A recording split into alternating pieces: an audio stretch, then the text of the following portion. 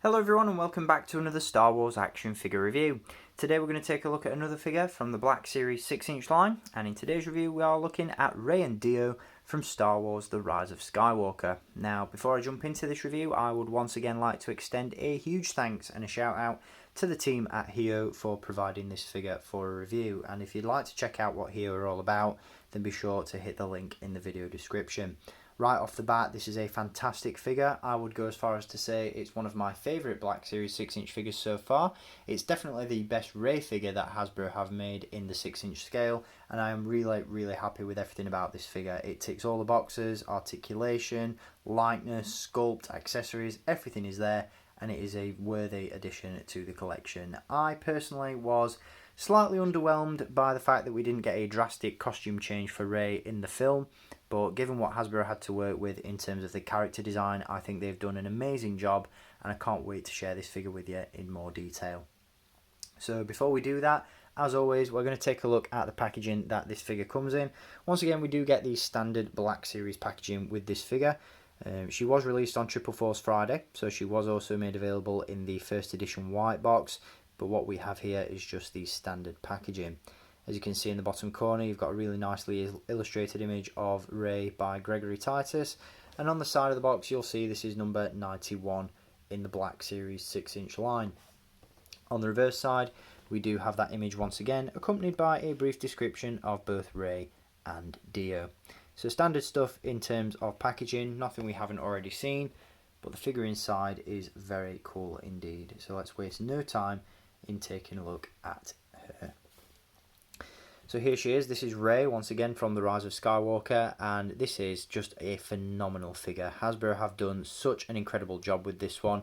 First and foremost, that head sculpt is absolutely unbelievable. It's sculpted beautifully to begin with, but the photoreal face printing technology really does enhance it so much. And up until this point, for me personally, the peak of Hasbro's new head sculpts was the Island Journey Rey from The Last Jedi, which in its own right is a fantastic figure, but this one just absolutely blows it out of the water. The likeness to Daisy Ridley is unbelievable, and it just looks so good. In addition to the likeness, we do of course have that now familiar 3-bun hairstyle at the back, which again is really nicely sculpted, nicely painted, and again just creates a fantastic head sculpt. Really does make the figure, in my opinion.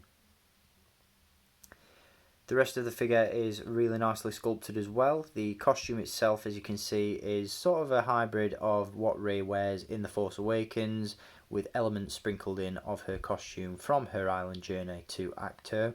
As you can see, of course, it is white, so it's got a more Jedi look to it. It's more refined in its overall appearance, less scavengy, less tatty, and does look really nice. It's just a shame we didn't get something, completely left field in the film. I would have really liked to have seen a brand new costume for Rey in The Rise of Skywalker, but that's not to say that what we have here isn't really nice indeed. Now, in terms of accessories, she does come with quite a few. The first one, of course, is the Skywalker Lightsaber, which again, really nicely sculpted. You've got that now iconic lightsaber hilt, but it has been reforged. So you've got that leather strap around the hilt, obviously to seal the damage that was done during that Force tug of war between Kylo Ren and Rey in The Last Jedi. And you've got that really nice vibrant blue blade coming out of it, which is awesome. Unfortunately, there is no peg on the hilt and no hole on Rey's belt to plug it into, which is a shame and is the only real thing that would have made this figure just absolutely flawless, in my opinion. But that's just a slight hindrance for me personally. The rest of the accessories are really nice as well. She does come, of course, with the blaster pistol that Han Solo gives her in The Force Awakens, and that can be stored in the holster on the belt. She also comes with her now trademark Scavenger Staff, which is a brand new sculpt, and oddly enough is a modular piece. This one actually splits into 3 parts, which amped up speculation in the run-up to the movie that we were going to get a double-bladed lightsaber in The Rise of Skywalker, but spoiler alert, sadly it didn't come to pass. So quite an odd choice that Hasbro decided to completely resculpt the staff, and even stranger that they decided to make it come apart, and I'll give you a demonstration of that later on in this review. And the final accessory that she comes with is a satchel, which as you can see is removable and can be thrown over the shoulder and rests nicely on Rey's back. And of course she does come with Dio. But great accessories, great sculpt, really fantastic figure. She also has, as you can see on the arm there, the leather strap she wears to cover the scar she got in The Last Jedi. And again, this is just a phenomenal looking figure. Really impressed with this one. Now I'm going to remove the staff just to give you a better look at the articulation, which is on point for this figure. You can get her in some really cool poses. The only thing that's really missing, in my opinion, is the training remote from the beginning of the movie. It would have been awesome to have set this figure up on shelf as though she was Jedi training, like at the beginning of The Rise of Skywalker. But in terms of poseability, again, all the articulation you'd expect is there. She features a ball joint at the head. She's got a really fluid ball joint at the torso, which again allows for some great poseability. You've got hinges at the shoulders, elbows, and at the wrists. She also features hinges at the hips, swivels at the upper thigh. However, on this side, the holster is glued to the leg. So when you do turn that thigh joint, you know, if you do that too much, you're going to create some serious damage to that holster.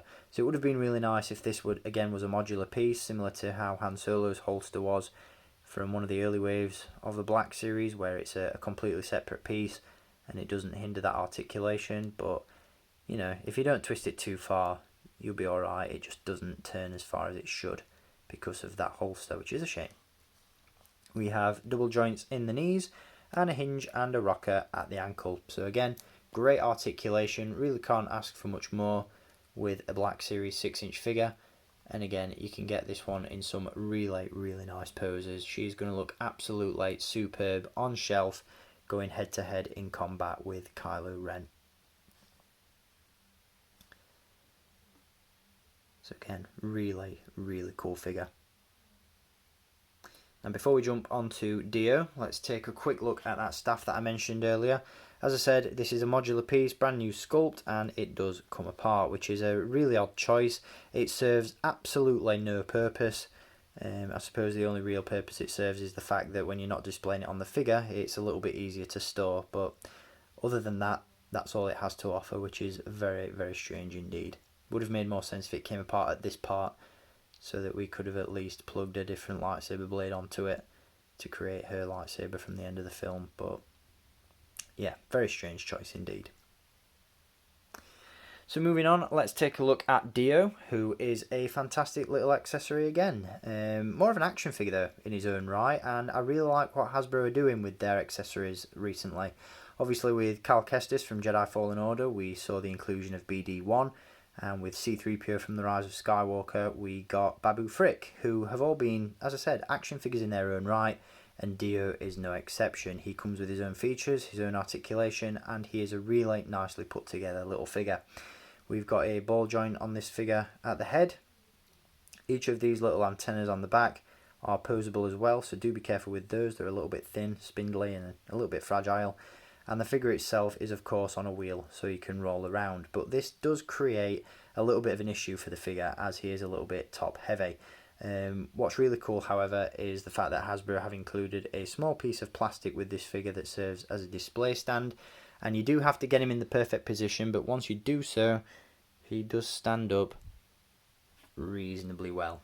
On my first attempt, I can't believe I've actually got him to stand. So that's really cool. But what I'll probably do following this review is super glue that display stand to the figure, just so he doesn't fall over again, because as I said, when you're displaying him on a shelf, it can be quite tricky to do. But all in all, this is a fantastic action figure set, definitely one that I would recommend picking up. Rey is a superb figure, she's a worthy addition to the collection in her own right, but Dio just really enhances this figure and just makes it a must-have. So definitely recommend picking this one up if you get the chance. And once again, I hope you've enjoyed having a look at another Black Series 6-inch figure, and I'll be back with some more reviews very soon. So until then, as always, thank you for watching, keep collecting, and may the Force be with you.